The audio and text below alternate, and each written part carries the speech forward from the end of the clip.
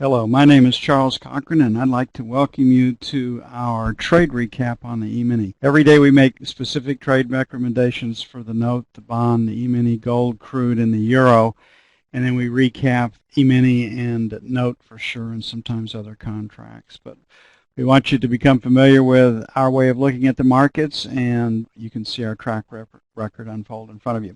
We came into this morning's market wanting to be buyers, and the reason for that is that volume is moving up in each of the last 4 days trading. We were at resistance. We had a high volume number right here that would attract the market and pull us to it, and we wanted to get long to see if we could take out this resistance area at 68 to 70. So that set the stage. We further confirmed our desire to be long with the F2 screen for the Emini, and it's a different time frame. We were just looking at the daily time frame. Now we're looking at 30-minute time frame, which is what the profile is based upon.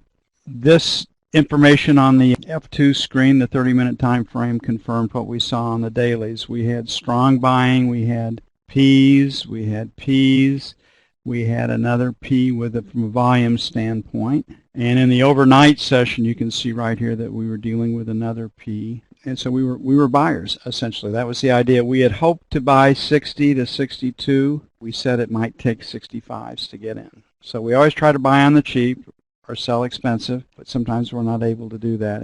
So we came in wanting to be buyers in the 60 to 62 area, and knowing full well that we might have to pay up depending on what the day's news was. And this is what the market showed us when we came in. Y, Z, and A were higher than the overnight session. Volume had once again moved up higher in the distribution, so we're buyers. The fallback buy is to buy stop into the market when you take out the highs because everything is pointing up, and obviously we'd like to buy on the cheap. So the low rotation, if you'd been smart enough to have a resting buy order out, was at 63, and the trade from the long side came in our 65, 67 area. How did we execute this particular trade? We like for the market to retest the breakout or retest current support and have that area hold, and then we'll take the trade. So looking at our F4 screen, which is where we execute the ideas that are developed off the F1 and the F2 screen, we had a retest failure right here. We had a pivot low. The market retests that level. It holds. And when we take out this bar's high or the existing highs right there, we buy stop into the market. And in this case, you would have been in at 67. The market runs straight up.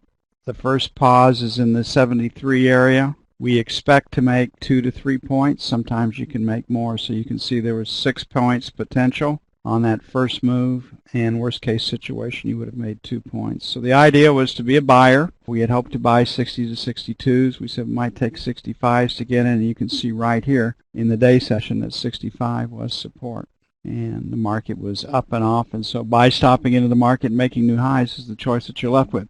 If you'd like to know more about how we make our calls, how we determine we want to trade from the long or short side, what our setups are, please contact somebody at CNFT, and we'll be happy to get someone assigned to you to answer all of your questions.